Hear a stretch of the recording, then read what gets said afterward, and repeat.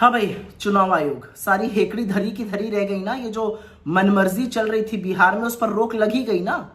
इस देश के उच्चतम न्यायालय सुप्रीम कोर्ट ऑफ इंडिया ने आज चुनाव आयोग को निर्देशित किया है कि जो 65 लाख लोगों का नाम बिहार की वोटर लिस्ट से काटा गया था, उनको अपनी वेबसाइट पर पब्लिश किया जाए। सिर्फ नाम ही नहीं पब्लिश होंगे, वो काटे क्यों गए थे और किस नियम के तहत काटे गए थे, ये भी बताया जाए। यही नहीं, ये जो सारी लिस्ट, सारी सूची है, ये एक डिजिटल फॉर्मेट में पब्लिश की जाएगी, जिससे कि उसकी पब्लिक जांच हो सके। तो यही तो मांग रहे थे नेता प्रतिपक्ष राहुल गांधी, बार बार यही तो कह रहे थे कि साफ सुथरी वोटर लिस्ट के लिए डिजिटल फॉर्मेट जरूरी है, जिसका पब्लिक ऑडिट हो सके। सुप्रीम कोर्ट ने और भी एक आगे बढ़कर बात कही। सुप्रीम कोर्ट ने कहा कि आधार को मान्य दस्तावेजों की सूची में शामिल किया जाए।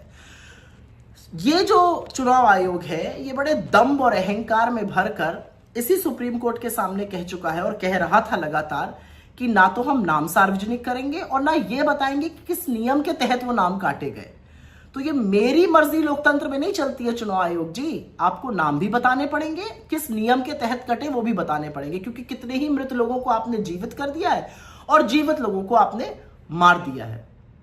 असलियत यह है कि ये उन सब लोगों की जीत है जो लगातार चुनाव आयोग की इस धांधली के खिलाफ, इस मिली भगत के खिलाफ बोल रहे थे। और सबसे बड़ी जीत ये नेता प्रतिपक्ष राहुल गांधी की है, जो बड़े तौर पर इस चुनाव धांधली को लेकर लोगों को सजग कर रहे हैं, सबूतों के साथ चुनाव आयोग को घेर रहे हैं और आपके वोट की ये लड़ाई लड़ रहे हैं। ये राहुल गांधी की लड़ाई नहीं है, ना ये बीजेपी वर्सेस कांग्रेस की लड़ाई है, या ना ये विपक्ष वर्सेस सत्ता पक्ष की लड़ाई है। ये लड़ाई आपकी है, ये आपके उस हक की है जो आपको एक नागरिक के तौर पे सबसे ज्यादा ताकत देता है, और वो हक है वोट का अधिकार, सत्ता की चाबी जिससे आपके हाथ में रहती है।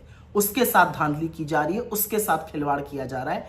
इसलिए आज का सुप्रीम कोर्ट का यह निर्देश अत्यंत जरूरी हो जाता है कि जो 65 लाख लोग मनमर्जी से काट दिए गए थे, नाम तो आपको बताने पड़ेंगे और नियम भी दिखाने पड़ेंगे।